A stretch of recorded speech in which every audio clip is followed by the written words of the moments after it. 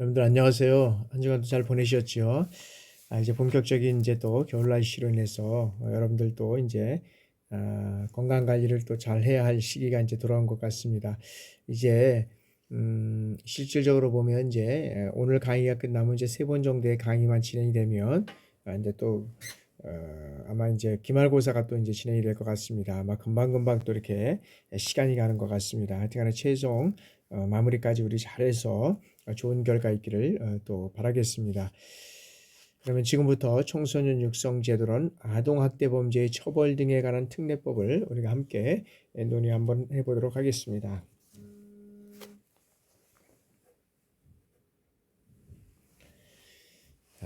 아동학대 범죄의 처벌 등에 관한 이 특례법의 이제 의의를 한번 살펴보도록 하겠습니다. 자, 아동학대 처벌법의 의의는 뭐에 중점을 두냐면 아동학대 범죄의 이 처벌에 관한 이 특례법은 자, 아동학대 범죄에 대한 이 처벌을 어떻게 돼요? 가중하는 거죠. 가중하고 그다음에 아동학대 범죄가 발생할 경우에는 자, 긴급한 조치 그리고 이 보호가 가능하도록 제도를 마련해서 아동학대에 대한 이 강력한 대처와 예방을 통해서 어떻게 돼요?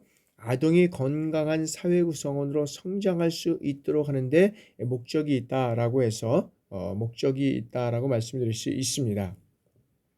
자, 법률 적용에 있어서 자, 아동학대 범죄에 대해서는 이 법을 우선적으로 적용한다라고 되어 있습니다. 다만 뭐냐면 자, 성폭력 범죄의 처벌 등에 관한 특례법, 그다음에 아동 청소년 성부에 관한 법률 중에서 가중 처벌되는 경우에는 그 법에서 정한 바에 따른다라고 명시가 되어 있습니다. 그래서 아동학대 범죄에 대해서는 우선적으로 어떻게 돼요? 이 법을 적용한다라고 되어 있습니다. 그래서 아동학대에 관한 이 독자적인 법률을 제정하였다는 데 의의가 있다라고 말씀드릴 수 있습니다. 그래서 이 그 성폭력 이제 그 어떤 면에서 보면 이 성폭력의 처벌에는 성폭력 처벌에는 이런 게 있습니다.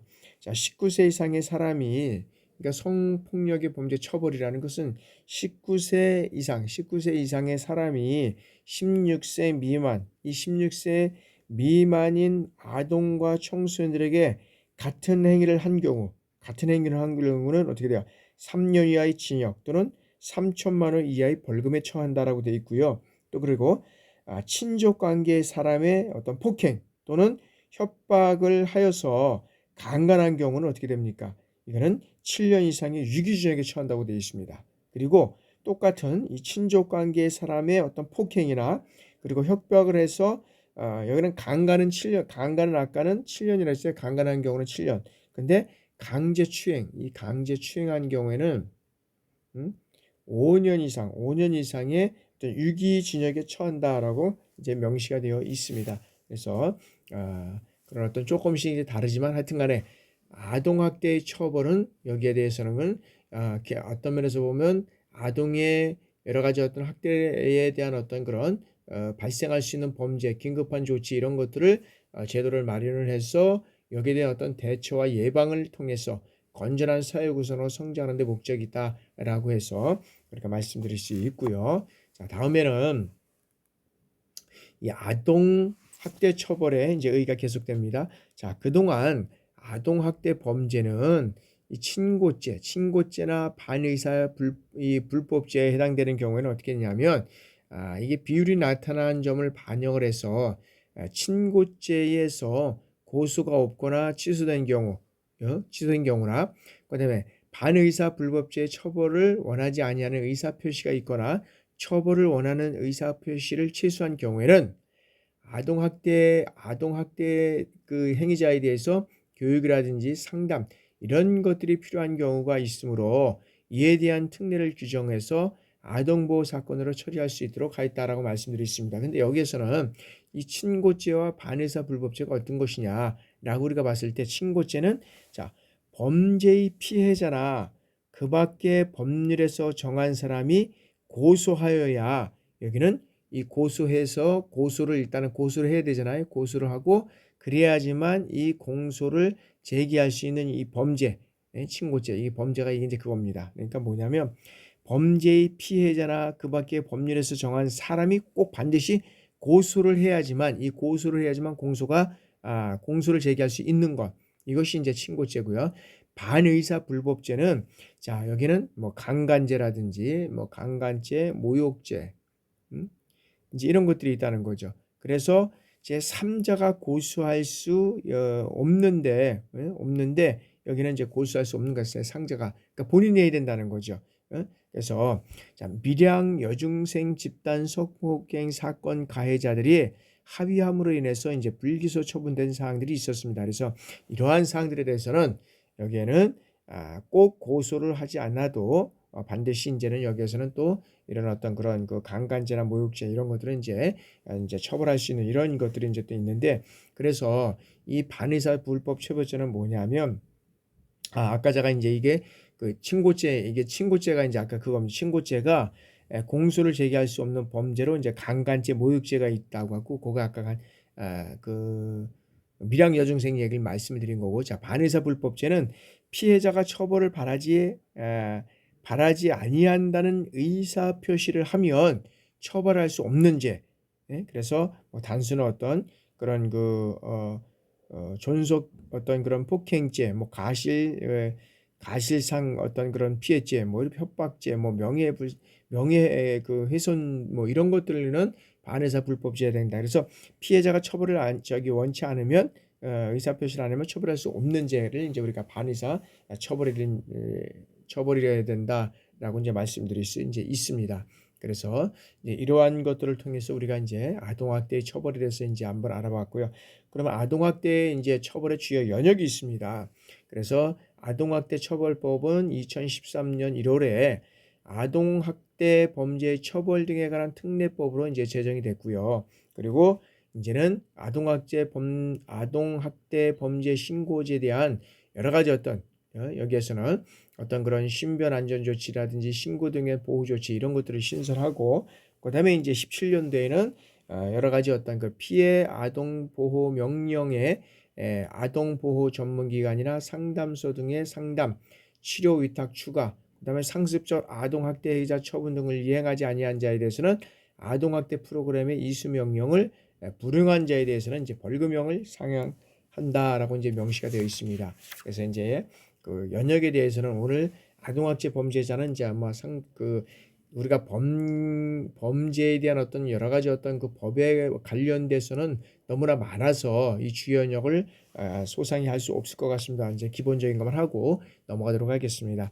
그다음에 이제 2020년에 뭐가 있었냐면 시도지사 또는 시장 군수 구청장이 친권 상실 청구, 그다음에 아동 학대 범죄 신고 접수, 현장 출동, 응급 조치 등 이런 각종 조치와 주체 또는 청구권자가 되도록 하고 그러니까 이 사람들의 이런 것들에 대해서 청구권자가 되도록 하고 그다음에 아동학대 전문 교육원이 아동학대 신고 접수 및 조사를 수행하도록 하게 돼 있다. 그래서 여기에서는 친권 상실 청구가 있는데 친권 상실 청구는 뭐냐면 친권은 뭐냐면 부모가 미성년자 자녀에 대해서 가지는 어떤 면에 권리와 의무를 여기에서는 이제 친권이라고 하고 친권 그리고 이 친권 상실 청구라는 것은 현저히 해치거나 그다음에 해칠 우려가 있는 경우에는 자녀나 자녀의 어떤 친족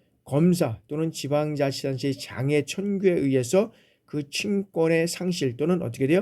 일시정지를 선고할 수 있다. 그래서 친권 상실 청구를 할 수 있다는 거예요. 그러니까 뭐냐면 이런 이제 현재 해칠 우려가 있다. 뭐 이럴 경우는 이제 그 권한을 어떤 면에서는 권리를 그 일시 정지하는 거죠. 정지를 할 수 있는 것. 요거에 이제 법에서 이제 주요 영역에서 추가된 법이다라고 말씀드릴 수 있고요. 그다음에 이제 2021년 1월 26일 날 이제 또 아동학대 범죄 신고가 있는 경우는 도, 시군구 또는 수사기관의 정당한 사유가 없는 한 즉시 조사 또는 수사에 착수할 수 있도록 여기가 이제 되어 있습니다. 그리고 법원은 어떻게 되냐면 이 법원은 피해 아동 명령의 기간이 종료된 경우 시도지사 또는 시장 군수 구청장에게 그 사실을 어떻게 돼요? 통지하도록 되어 있다라고 말씀드릴 수 있고요. 자, 업무 수행 방해죄 법 정형을 현행 5년 이하의 징역 또는 1,500만 원 이하의 벌금에서 5년 이하의 징역 또는 5천만 원 이하의 벌금으로 이제 상향했다는 거죠. 그래서 현행법상 500만 원 이하의 과태료를 부과하고 이 법 위반 행위에 대한 과태료 부과 금액은 1천만으로 이제 이하로 상향했다라고 이제 우리가 볼 수 있고요.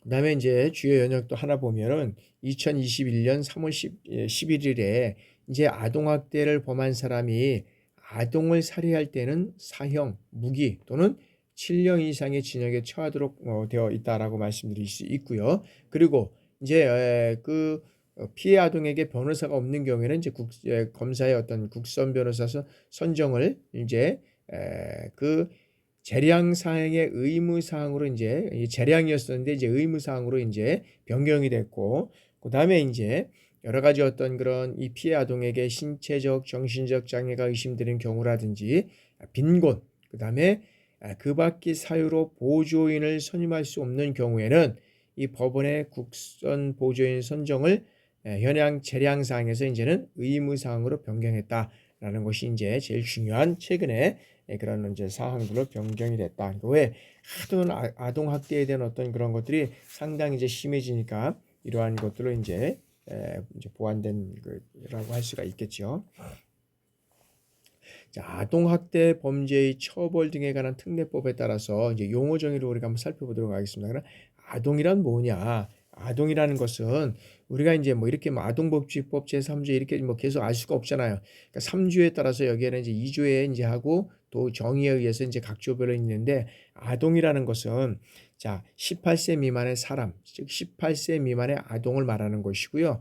여기에서 이제 보호자라는 것은 자 보호자라는 것은 뭐냐면 이제 우리가 여기서 아동의 보호법, 아동복지법에 의해서 보호자를 말하고 있는데 여기는 친권자, 뭐 친권자, 그다음에 후견인, 그다음에 여기에서는 아동을 보호하고 교육하고 이러한 의무가 있는 자 또는 업무 고용 등의 관계로 사실상 아동을 어떻게 보호하고 감독하는 자를 우리가 이제 보호자라고 말씀드릴 수 있습니다. 그리고 아동학대라는 것은 아동복지법에 따라서 아동학대를 한 사람을 말하는데, 자 보호자를 포함해서 성인이 아동의 건강 또는 복지를 해치거나 정상적 발달을 저해할 수 있는 어떤 신체적, 정신적, 성적 폭력이나 가혹행위를 하는 것, 그리고 아동의 보호자가 아동을 유기하거나 방임하는 것, 그러니까 유기하는 경우가 많이 있잖아요. 그러니까 방임이라는 것은 아예 그냥 그냥 예를 들어서 그냥 아주 죄송합니다, 그냥 내버려 두는 거잖아요. 그냥 내버려 두는 거, 뭘 하든 내버려 두는 거. 유기하는 거는 아동이 낳는데 없어져 버리는 거, 뭐 이런 것들이 있잖아요. 그리고 아동학대 범죄라는 것은 자 보호자에 의한 아동학대로서 여러 가지 어떤 보호자에 의한 아동학대를 우리가 이제 아동학대 범죄라고 이제 얘기를 하고 있는데, 여기에서는 이제 여러 가지 어떤 이제 뭐 여러 가에서 하모까지라고 되어 있는데, 이 법적인 것은 우리가 나중에라도 살펴볼 수 있지만, 자 아동학대 범죄 처벌에 관한 특례법에 따라서 또 아동학대 범죄에 해당하는 사람이라든지 아동에 대한 형법에 따라서 또 이제 있는 여러 가지 어떤 학대를 상하는 이런 이제 사람들이라고 할 수도 있습니다. 그래서 아동학대 범죄의 대상이 되는 사람들은 또 이런 어떤 또 여기에 해당되는 또 죄를 또 우리가 추가해서 또 우리가 살펴볼 수 있고요. 이런 것들은 이제 법적인 거지만 우리가 나중에 이제 한번 또 이게 계속적으로 한번 살펴보도록 하겠습니다. 그래서 아동학대 범죄 신고란 뭐냐면 자 아동학대 범죄에 대한 어떤 신고라든지 진정, 고소, 고발 이러한 어떤 수사 단서를 제공하고 진술 또는 증언이나 그 밖의 자료 제출 행위 및 이 범인 검거를 위한 제보 또는 검거 활동을 하는 것을 우리가 아동학대 범죄 신고라고 얘기를 할 수 있고요. 그다음에 아동학대 범죄 신고자는 뭐냐면 자 아동학대 범죄 신고를 한 사람, 그죠? 한 사람을 말하고 있고, 아동학대 행위자라는 것은 아동학대 범죄를 범한 사람, 그래서 그 공법을 말하는 사람을 우리가 이제 얘기를 할 수 있다라고 말씀드릴 수 있습니다. 자, 다음에 이제 계속해서 우리가 이제 특례법 2조에 따라서 보면 피해 아동이라는 것은 아동 학대 범죄로 인해서 직접적으로 피해를 입은 아동, 그죠? 아동 보호 사건이라는 것은 자, 아동 학대 범죄로 인해서 여기에서는 이제 보호 처분의 어떤 대상이 되는 사건을 우리가 이제 아동 보호 사건이라고 말씀드릴 수 있고요. 그다음에 피해 아동 보호 보호 명령이라는 것은 자, 아동 학대 범죄로 인해서 이제 피해 아동 보호 명령의 대상이 되는 사건을 이제 우리가 말씀드릴 수 있고요. 자, 아동 보호 전문 기관이라는 것은 아동복지법에 따라서 아동보호 전문 기관을 우리가 보호하는 기관을 우리가 이제 아동보호 전문 기관이라고 말씀드릴 수 있고요. 가정위탁지원센터라는 것은 자, 아동복지법에 의해서 가정위탁지원센터를 우리가 말한다. 그다음에 아동복지시설이라는 것은 자, 아동복지법에 따라서 설치된 이 시설을 말한다. 그다음에 아동복지시설의 종사자라는 것은 아동복지시설에서 아동의 상담, 지도, 치료, 양육, 그래서 아동의 복지에 관한 업무를 담당하는 이러한 사람을 우리가 아동복지시설에 우리가 종사자다라고 우리가 말씀드릴 수 있습니다. 그래서 이러한 용어는 우리가 이제 기본적으로 그래서 아동이라는 것은 우리가 아동복지법에서는 뭐 우리가 이제 청소년 보호법에 이런 것은 19세가 우리가 미성년자라고 하잖아요. 근데 이제 아동에 의해서는 또 아동이라는 것은 18세 미만에서 이제 우리가 또 얘기를 할 수 있고 이제 법에 따라서 조금씩 차등은 있습니다. 그죠? 그런 상황에서 이제 우리가 받아들이면 될 것 같고요. 그래서 이제 이런 그 용어 정리를 우리가 한번 살펴봤고요. 그래서 이제 여기서 이제 또 나오지 않은 그런 사항들도 있습니다. 그래서 보호아동 대상이라는 것은 뭐냐? 자, 보호자가 없거나 보호자로부터 이탈된 아동을 우리가 이제 보호대상 아동이라고 하고 또 지원대상 아동이라는 것은 아동이 조화롭고 건강에 성장하는 데 필요한 이 기초적인 조건이 갖추어지지 아니해서 사회적, 경제적, 어떤 정서적 지원이 필요한 아동, 이런 사람들을 우리가 이제 얘기하고 있고 아까 말씀드렸지만 가족 위탁이라는 것은 자, 보호 대상이 보호를 위해서 뭐 성범죄라든지 뭐 가정폭력, 아동학대, 정신질환 이런 어떤 전력이 없는 보건복지부령으로 정하는 기준에 적합한 가정에 보호 대상 아동을 일정 기간 어떻게 돼요? 위탁하는 것을 우리가 가정위탁이라고 말씀드릴 수 있습니다. 그래서 이런 것들을 추가해서 한 번 더 우리가 살펴볼 수 있고요. 자, 다음에서는 아동학대 범죄 처리 절차에 관한 이제 우리가 특례를 한번 살펴보도록 하겠습니다. 그래서 아동학대 범죄의 어떤 신고 의무와 절차를 한번 알아보도록 하겠습니다. 자, 누구든지 이 아동학대 범죄를 알게 된 경우와 의심이 있는 경우는 어떻게 돼요? 특별시나 광역시, 특별자치시도, 그 다음에 특별자치도, 여기다 시군구라고 하죠. 이제 자치구, 시군구, 또는 수사기관에 신고할 수 있다. 근데 그 신고를 해야 된다는 거죠. 요즘에는 이제 아동학대가 너무나 이제 심각하다 보니까 아동학대를 알게 된 경우, 또 의심하는 경우는 누구든지 이제 해야 되는데, 어디에다 그 아동학대를 알게 된 의심할 경우에는 수사기관에 이제 신고를 해야 된다는 거죠. 그 신고 대상자가 누구냐 하면 자, 아동권리보장원 및 가족이통지원센터의 장과 그 종사자, 그죠? 그다음에 아동복지시설의 장과 그 종사자다. 그래서 아동보호 전문기관의 장과 그 종사자는 제외한다. 아동보호 전문기관의 장과 그 종사자는 제한다. 라고 되어 있고요. 그래서 왜냐하면 아동복지시설의 장과 그 종사자, 그러니까 보호 전문기관의 장과 그 종사자는 여러 가지 어떤 대상자가 될 수 있기 때문에 이제 그런 거고요. 아동복지법에 따라서 아동복지 전문교육원, 그다음에 가정폭력 방지 및 피해자 보호 등에 관한 법률에 따라서 가정폭력 관련 상담소 및 가정폭력 피해 보호자 보호시설의 장과 그 종사자, 그리고 건강가정기본법에 따라서 건강가정지원센터의 장과 그 종사자는 이러한 어떤 그런 아동학대를 알게 된 경우라든지 이런 의심이 있는 경우에는 어떻게 돼요? 즉시 이런 그 광역시라든지 광역시도, 그다음에 자치구라고 할 수 있는 시군구, 여기 수사기관 이런 데 신고를 할 의무를 가지고 있다라고 우리가 볼 수 있고요.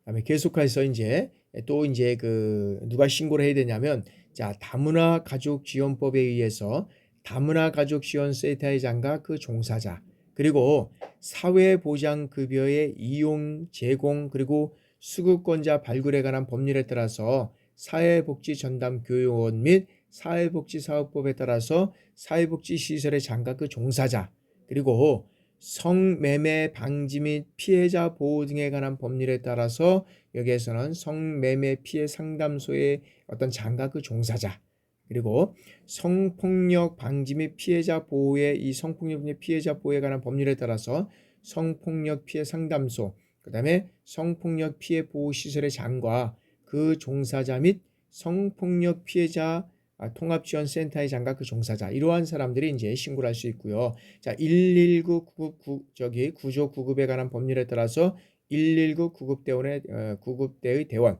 그 다음에 응급의료에 관한 법률에 따라서 응급의료기관들에게 종사하는 응급구조사, 이러한 사람들이 이제 어떤 그런 이러한 아동학대 여러 가지 어떤 학대를 알게 된 거나 의심하게 된 이러한 사항들이 있으면 어떤 시도, 광역시도, 그 다음에 시군 자치구라고 할 수 있는 시군구에 우리가 이런 것들을 신고를 해야 된다라고 이제 명시가 되어 있습니다. 자, 또 이제 계속적으로 알아보도록 하겠습니다. 자, 영유아 보육법에 따라서 유아종합지원센터의 장가 종사자, 그 다음에 어린이집의 원장 및 교직원, 여기에는 이제 어린이 또 이제 신고를 해야 되지만 또 당사자가 될 수도 있는 여러 가지 사항들이 또 있습니다. 그래서 이제 여러 가지 아주 조심하고 있는데 상당히, 자, 유아교육법에 따른 교직원 및 같은 법에 따라서 강사 등, 그 다음에 아동보호 전문기관의 장가 그 종사자, 그 다음에 의료법에 따라서 의료기관의 장과 그 의료기관에 종사하는 의료인 및 의료기사. 그래서 엊그제도 보니까 아이들이 아파서 뭐 병원에 갔더니 이상한 사항들이 발견됐다. 그래서 그것을 즉각적으로 이제 경찰에 이제 고소를 했고 고발을 했고, 그것이 이제 아동 학대라고 이제 판명이 돼서 처벌을 받게 되는 이러한 사항들이 이제 있습니다. 그래서 사실 실질적으로 보면 의심이 있다고 해서 신고를 하지만, 그렇지만 또 신고하게 되면 여러 가지 어떤 불이익이라든지 또 나름의 보복성 뭐 이런 것들 때문에 사실 신고도 못하는 경우가 많이 또 있는데, 그리고 또 신고를 하게 되면 계속적으로 또 뭐 경찰서에 법원에 뭐 불러와서 또 뭐 어떤 면에서 보면 거기에 따른 여러 가지 어떤 여러 가지 어떤 그런 사항들을 또 신문한 여러 가지 그런 사항들이 있기 때문에 불편해서 신고를 안 하는 경우도 있는데, 그러나 이제 이러한 사항들이 있는 이 의무기관의 종사자들은 반드시 신고를 해야 된다라고 이제 보면 되지요. 자, 장애복지법에 따라서 장애복지시설의 장과 그 종사자로서, 자, 시설에서 장애 아동에 대한 상담, 치료, 훈련 또는 요양 업무를 수행하는 사람, 그리고 정신건강 증진 및 정신질환자 복지 서비스 지원에 관한 법률에 따라서 정신건강지원센터, 그리고 정신의료기관 같은 이런 어떤 정신요양시설, 그리고 정신재활시설의 장과 종사자는 반드시 이런 어떤 그런 신고 의무를 가지고 있다라고 말씀드릴 수 있습니다.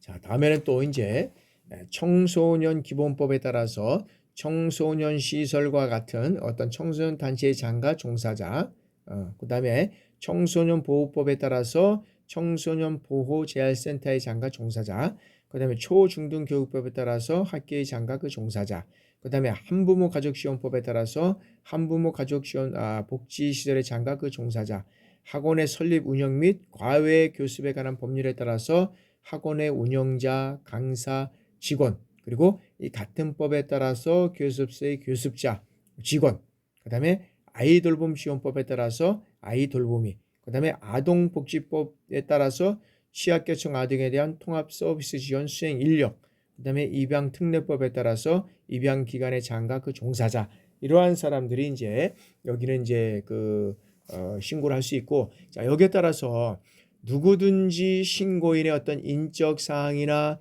신고인임을 미루어 알 수 있는 사실을 신고를 했는데 보면 다른 사람에게 알려주거나 공개 또는 보도해서는 아니 된다라고 명시가 되어 있습니다.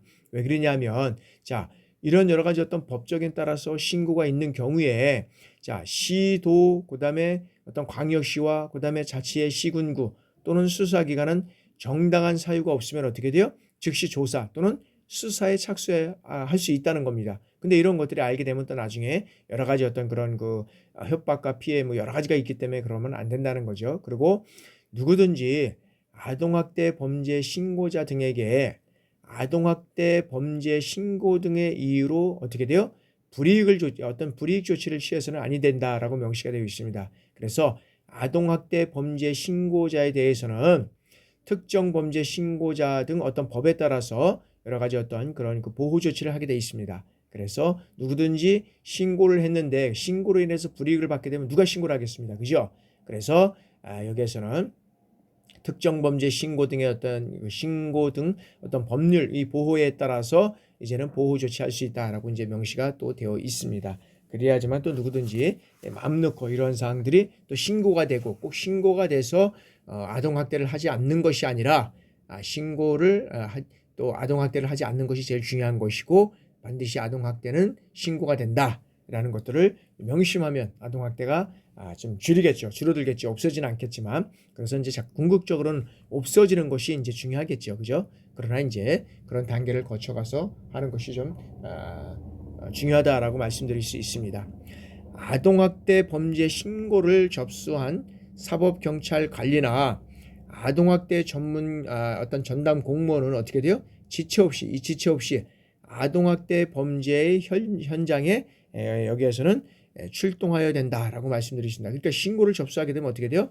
이런 어떤 사법경찰관이나 전담 공무원은 지체 없이 이런 어떤 현장에 출동해야 된다는 거죠. 그래서 이 경우 수사기관의 장이나 그다음에 시도지사, 시군구, 그다음에 시장군수, 구청장은 어떻게 돼요?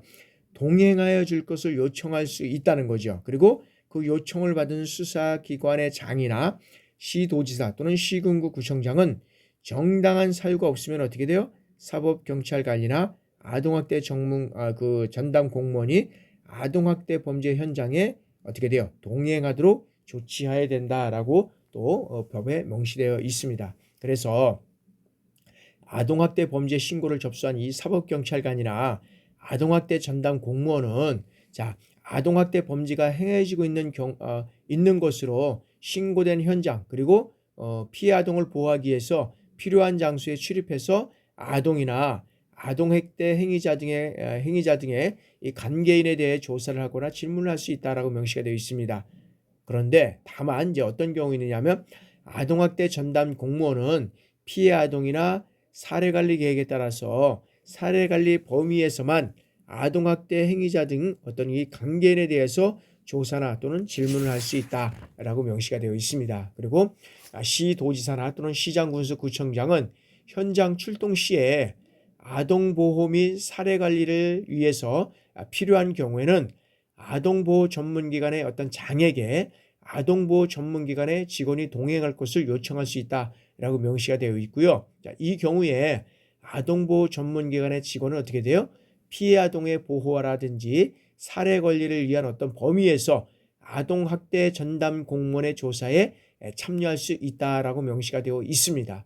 그래서 누구든지 아동학대 범죄 신고 현장에 출동한 사법경찰관리라든지 아동학대 전담 공무원 그리고 아동보호 전문기관의 직원 이러한 사람들이 법률에 의한 업무를 수행할 때에 폭행이나 협박 그리고 현장 조사를 거부하는 등 업무 수행을 방해하는 행위는 하여서는 안 된다라고 명시가 되어 있습니다. 그래서 그런 것들을 특별히 그런 아동학대에서 이제 현장 조사를 해서 이런 신문하고 여러 가지 조사를 하는데 방해를 한다. 이런 것들은 또 이제 그 법에 의해서 또 이제 처벌을 받을 수 있는 거지요.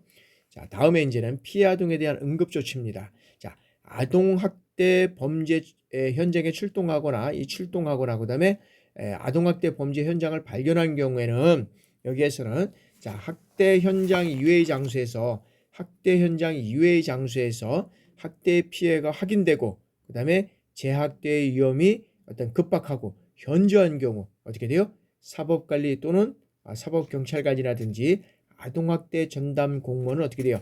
피해 아동이라든지 피해 아동의 형제 자매 그다음에 아동 및 피해 아동과 동거하는 아동의 보호를 여기는 보호를 즉시 어떻게 돼요? 조치해야 된다라는 거죠. 그러니까 피해 아동당하는 것은 이게 어떤 면에서는 부모가 될 수도 있고 또 형제가 될 수도 있고 이웃이 될 수 있다는 거죠. 그러면 거기서 즉각적으로 어떻게 돼요? 이런 것들을 조치를 해야 된다는 거죠. 계속 있으면 안 된다는 거죠. 그래서 이 경우에는 자 이제 우리 법에 의해서 이제 조치를 하는데 여기에서 할 때는 어떻게 해야 되느냐? 자 피해 아동 등의 이익을 어떻게 돼요? 최우선적으로 고려해야 된다는 거니까 그러니까 피해 아동에 대한 어떤 그런 이익을 최우선적으로 고려해야 되고 그다음에 피해 아동 등을 보호해야 할 필요가 있는 경우에는 자, 특별한 사정이 있는 경우를 제외하고는 피해 아동 등의 동의를 어떻게 동의 의사를 존중해야 된다라고 명시가 되어 있다. 그러니까 무조건 되고 또 무조건 했어 이렇게 하면 안 되고 그런 피해 아동에 대한 그런 어떤 응급 조치를 통해서 여러 가지 어떤 이런 현상들을 할 수 있는 경우가 이제 있다라고 이제 말씀드릴 수 있습니다. 그래서 이러한 것들을 통해서 이제 이루어져 가고 있고요. 그래서 이제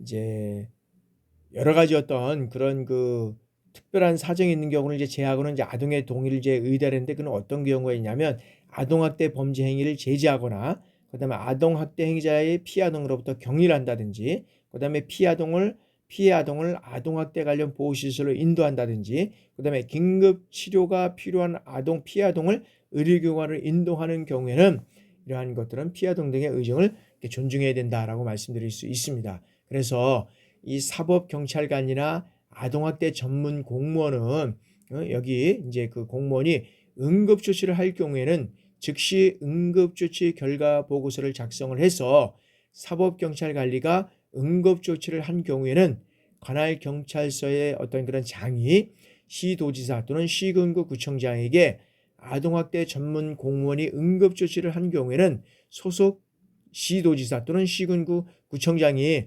관할 경찰관서의 장에게 작성된 응급조치 결과 보고서를 지체 없이 어떻게 송부해야 된다라고 이제 명시를 하게 되어 있습니다. 그래서 이제 그러한 아동 조치를 우리가 이제 취해야 되는 거고요.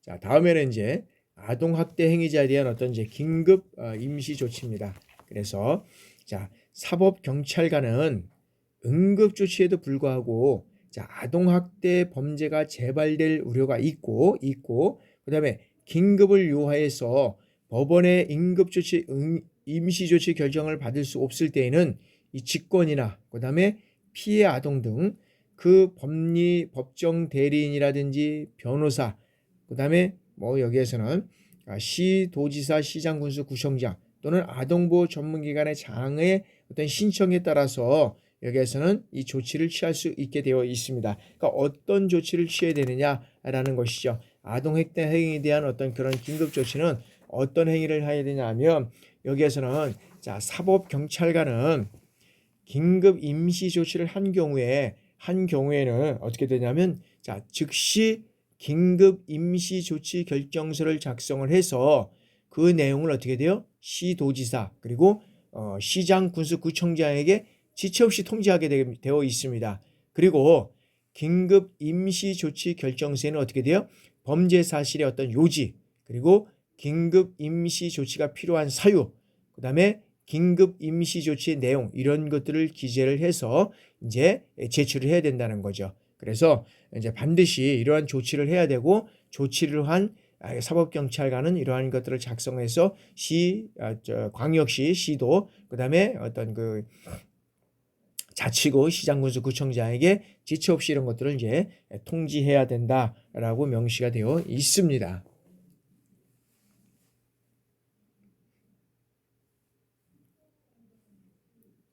자, 다음에는 이제 임시 조치의 청구입니다. 자, 검사는 아동학대 범죄가 재발될 우려가 있다고 인정하는 경우에는 어떻게 돼요? 이 직권으로 그리고 또는 이 사법경찰관이나 보호관찰관의 신청에 따라서 이 법원에 따라서 임시조치를 청구할 수 있다라고 되어 있습니다. 그래서 여기에는 어떤 사람이 해야 되냐면 자 피해 아동이라든지 자 그 법정 대리인 그다음에 변호사, 시도지사, 시장, 군수, 구청장 그리고 아동보호 전문기관의 장은 검사 또는 사법경찰관에게 임시조치의 청구 또는 그 신청을 요청하거나 이에 관하여 의견을 진술할 수 있다라고 명시가 되어 있습니다. 그래서 요청을 받은 사법경찰관은 임시조치를 신청하지 아니하는 경우에는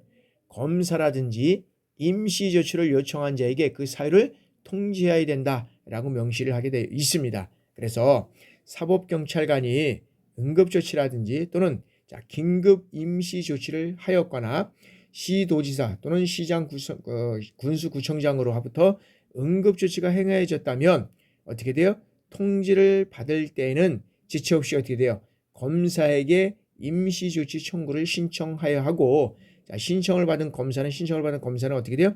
임시조치를 청구할 때는 응급조치가 있었던 때부터 72시간 이때 응급조치 기간이 연장된 것은 기간의 연장을 말한다라고 되어 있죠. 그래서 응급조치가 있을 때는 72시간 이내에, 그 다음에 긴급 임시조치가 있었을 때는 48시간 이내에 대해서 여기서는 이제 긴급조치를 하여야 된다라고 돼서 이제 또 명시가 되어 있습니다. 그래서 이런 것들을 통해서 또 이제 긴급조치가 이제 청구가 되고 이제 이루어져 가고 있고요. 다음에는 이제 그 피해 아동에 관한 이 변호사 선임의 특례입니다. 피해 아동. 아동학대 범죄의 피해 아동과 그 법적 대리인은 형사라든지 아동보호 절차상 입을 수 있는 이 피해를 방지하고 법률적 조력을 보장하기 위해서 변호사를 선임할 수 있다라고 명시가 되어 있습니다. 그래서 이 변호사는 검사 또는 사법경찰관의 피해 아동 및 그 법정 대리인에 대한 조사에 참여해서 의견을 기술할 수 있다라고 명시가 되어 있습니다. 다만 뭐냐면 조사 도중에는 검사 또는 사법경찰관의 승인을 받아 의견을 진술할 수 있다라고 합니다. 그러니까 의견을 진술할 수 있지만 다만 이제 이 조사 기간 도중에는 이제 검사나 이 사법경찰의 승인을 받아서 이제 의견을 제출할 수 있다는 거죠. 그리고 변호사는 피해자에 대한 어떤 구속 전 피해자 신문, 그다음에 증거 보전 절차, 그다음에 공판 준비기 및 공판 절차에 출석해서 이제 의견을 진술할 수 있다라고 명시가 되어 있습니다. 그래서 이러한 경우에도 변호사는 증거 보전 후에 관계 서류나 어떤 증거물, 그다음에 소송 계속 중에 관계 서류나 증거물을 열람하거나 등사할 수 있다라고 명시가 되어 있습니다. 그리고 형사나 아동보호 절차의 보호 절차에서 피해 아동이라든지 그 법적 대리인의 대리가 허용될 수 있는 모든 이 소송 행위에 대한 어떤 그런 포괄적인 대리권을 가지고 검사는 피해 아동에게 변호사가 없는 경우에는 어떻게 돼요? 형사 및 아동보호 절차에서 피해 아동의 권익을 보호하기 위해서 어떻게 돼요? 이 국선 변호사를 어떻게 되어서 선정할 수 있다라고 명시가 되어 있습니다. 그래서 국선 변호사를 선정해서 그 모든 것들을 이제 정할 수 있는 이러한 사항이 이제 또 이루어져 가고 있다라고 이제 볼 수가 있죠. 다음에는 아동 보호 사건입니다. 아동 보호 사건의 이제 관할을 한번 보겠습니다. 아동 보호 사건의 이 관할은 아동 학대 행위자의 어떤 행위지, 거주지, 그리고 또 어디 있습니까? 현재지. 그러니까 뭐냐면 행위가 일어난 곳, 자신이 거주한 곳, 그다음에 현재, 여기에 이제 현재를 관할하는 이제 현재지를 관할하는 그 거지를 관할하는 어디냐면 가정법원으로 한다라고 되어 있습니다. 그래서 어떤 그런 사건들은 이 아동보호 사건은 자기 관할하고 있는 그 지역에서 모든 것들이 이제 이루어져 가는 것이 원칙이다라고 하고 있다. 다만 가정법원이 설치되지 아니한 지역에서는 해당 지역의 지방법원, 즉 이제 지원이라고 하죠. 지원. 아동보호 사건의 심리와 결정은 단독 판사가 진행한다. 그래서 이제 경기 북부에서는 이제 의정부 이제 어떤 그런 지방법원에 있잖아요. 근데 이제 법원에서 다시 이제 지방법원 여러 가지 어떤 그런 지방법원이 이제 해당 지역에 이제 그런 법원들이 또 이제 있습니다. 설치된 그런 법원들이 이제 있는데 고향의 뭐 고향 법원이라든지 그다음에 이제 남양주의 뭐 어떤 남양주의 법원 뭐 이런 것들이 이제 거기서 그 이제 단속 판사가 이제 이런 것들을 뭐 이제 진행한다라고 이제 보시면 되고요.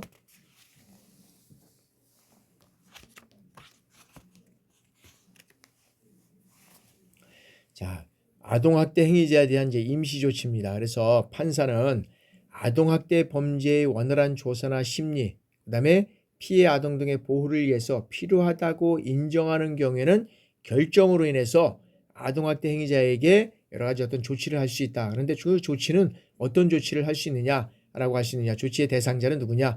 피해 아동 또는 가정 구성원이다. 그래서 여기는 주거로부터 어떻게 돼요? 퇴거 및 격리를 시킬 수 있다라고 되어 있고요. 그 다음에 피해 아동 또는 가정 구성원의 주거, 학교 또는 보호시설 등에서 100m 이내의 접근을 금지하고, 또 피해 아동 또는 가정 구성원에 대한 어떤 이 전기통신기본법, 그래서 우리가 여러 가지 어떤 그런 우리가 이제 뭐 핸드폰이라든지 여러 가지 어떤 그런 그 전기통신을 인해서 이런 것들을 해서 접근을 금지하게끔 차단을 시키고, 그다음에 친권 또는 후견인의 권한 행사를 제한한다든지 정지할 수 있고요.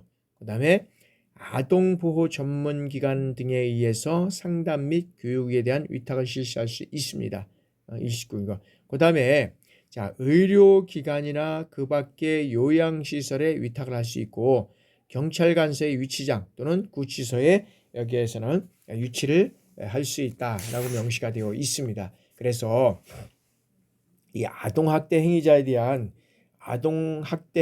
대해서는 여러 가지 어떤 이 각 호에 의해서 이 처분은 병가할 수 있다라고 명시가 되어 있습니다. 그래서 판사는 자, 피해 아동 등에 대해서 응급 조치가 행해지는 경우에는 자, 임시 조치가 청구된 때로부터 24시간 이내에 임시 조치 여부를 결정해야 하고, 그리고 여러 가지 어떤 그런 여러 가지 사항에 따라서 임시 조치 기간은 2개월, 24시간이고 이제 2개월 내에서 2개월을 초과할 수 없다라고 명시가 되어 있습니다. 그래서 여기에서는 여러 가지 어떤 그런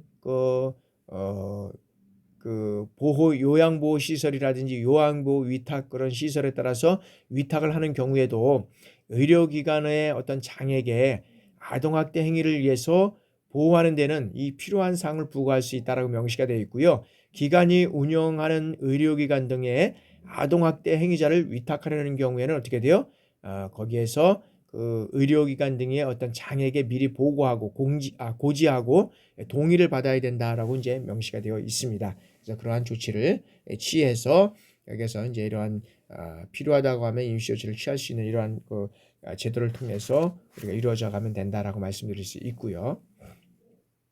자, 임시조치의 고지 및 집행 변경입니다. 자, 법원은 법에 따라서 이제 여러 가지 어떤 그런 그 조치를 할 경우에는 그 사실을 아동학대 행위자의 보조인이라고 했잖아요. 보조인 경우에 따라서는 보조인이 없는 경우에는 아동학대 행위자가 지정한 사람에게 어떻게 돼요? 통지하게끔 되어 있습니다. 그래서 여기에는 그것을 조치했을 때는 아동학대 행위자에게 변호사 또는 이 보조인을 선임할 수 있고, 또 항고를 제기할 수 있는 이런 그런 어떤 고지제도가 있다. 그래서 이런 것들을 통해서 이제 여러 가지 어떤 그런 그 임시 조치를 고지를 하고 이런 것들을 시행해 나갈 수 있는 어떤 법적 고지가 이루어져 가고 있다. 그래서 실질적으로 보면 참 난처한 경우가 많이 있습니다. 아동학대를 하게 된 그런 것이 친권자 즉 부모다라고 했을 때는 상당히 심각하잖아요. 누구한테 이런 거를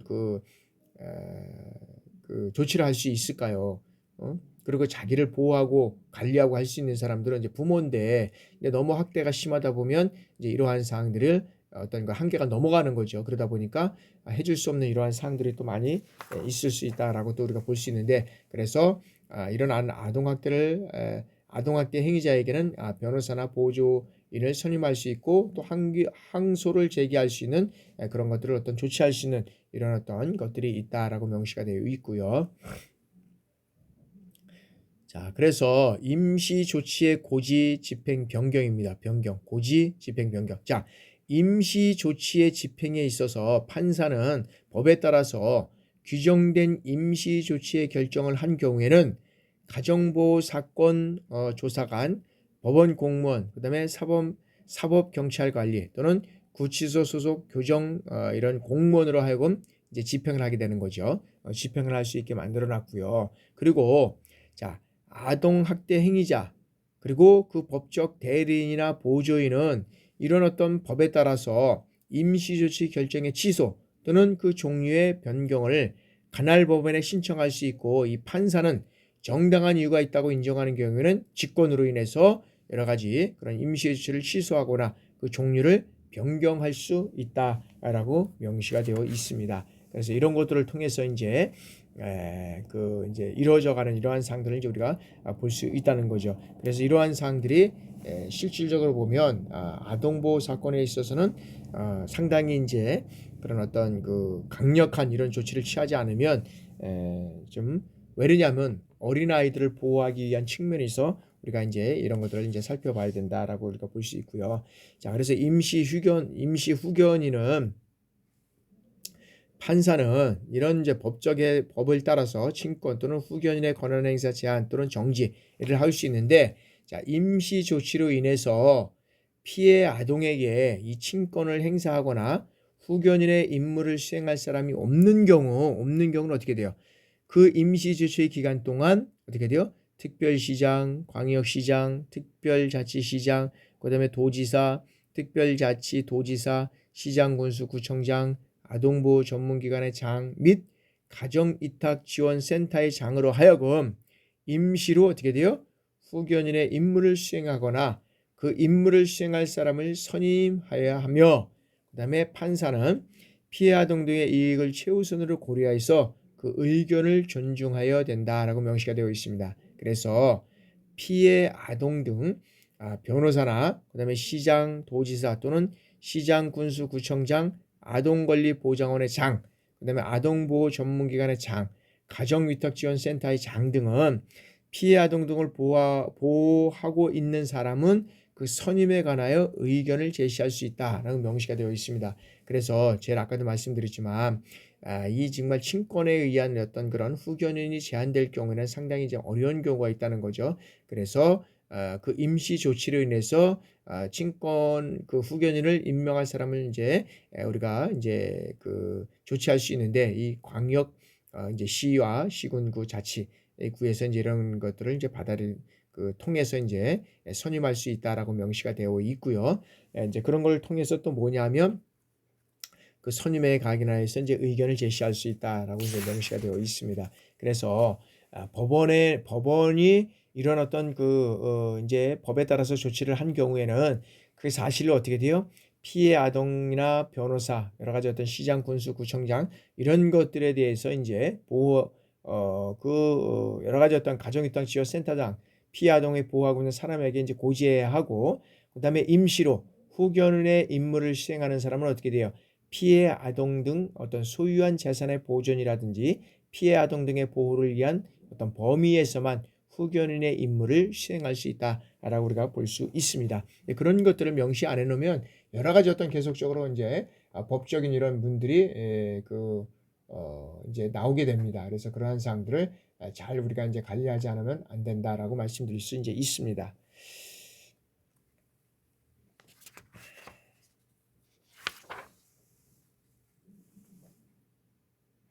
자, 다음에는 이제 사법경찰 간의 어떤 사건 송치 및 검사의 결정입니다. 그래서 사법경찰관은 아동학대 범죄를 신속히 수사해서 어떻게 돼요? 사건을 이제 검사에게 송치해야 된다라고 보는 거죠. 그래서 우리가 경찰에서 이제 뭐 기소유예라든지 우리가 이제 처분할 수도 있겠지만, 그래서 이제 뭐 공소권 없음 뭐 이렇게 하지만은 이 사건이 너무 이제 좀 계속적으로 문제가 된다면 다시 검찰로 이제 이송을 해서 이제 이 사건을 다시 이제 또 재수사를 하는 뭐 이런 경우도 이제 있지만, 하여튼간에 아동학대를 신속히 수사를 해서 이제 검사에게 송치해야 되고, 자, 이 경우 사법경찰관은 어떻게 돼요?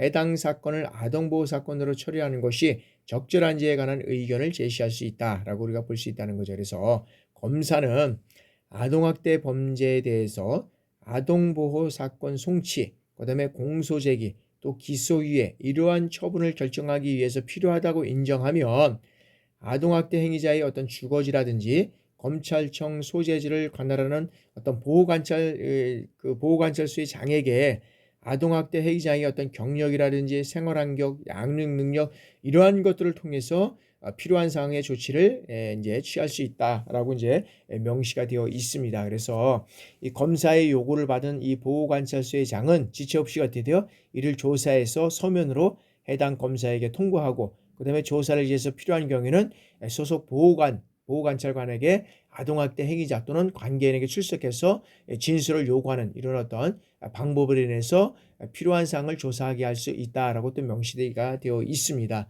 그래서 그러한 사건을 명시가 되어 있고요.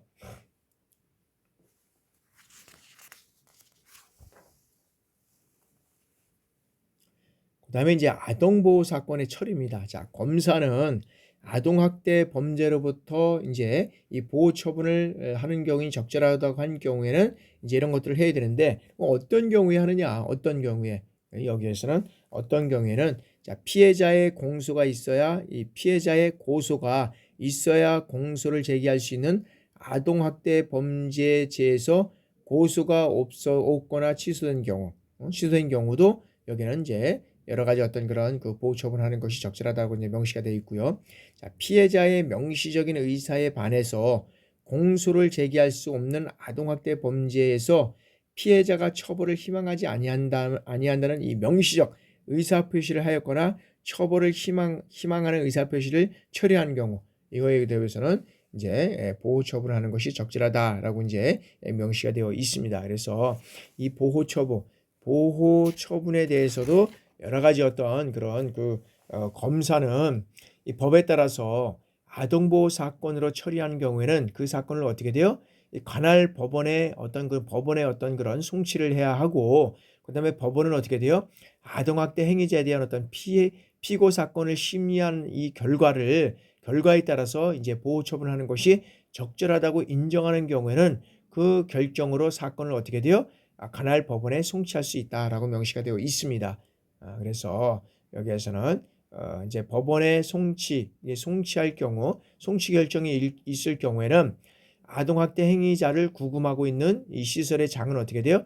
검사의 이송 지휘를 받을 때부터 관할 법원이 있는 이제 뭐 시군구 여러 가지 있잖아요. 그런 군에서 이제 24시간 이내 그리고 그 밖에 시군구에서는 48시간 이내에 아동학대 행위자를 관할 법원에 이제 인도해야 된다라고 이제 명시가 되어 있습니다. 그래서 이 법원은 아동학대 행위자에 대해서 임시조치 여부를 이제 그때 이제 결정할 수 있다라고 명시가 되어 있습니다.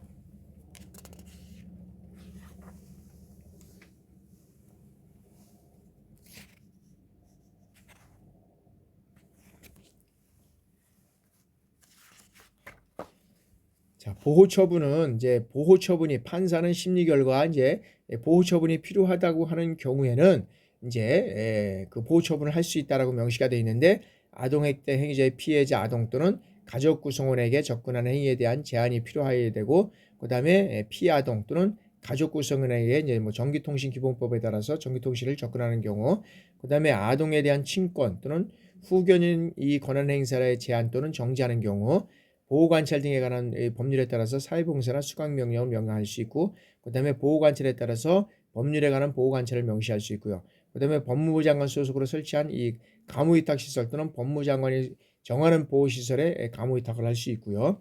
그 다음에 의료기관에 이제 치료위탁을 할 수 있고 아동보호 전문기관 상담소 등에 이제 상담위탁을 할 수 있습니다. 이러한 경우. 자, 이제 여기까지 하고 저희가 10분간 휴식하고 계속적으로 이어서 강의를 진행하도록 하겠습니다. 10분간 휴식하겠습니다.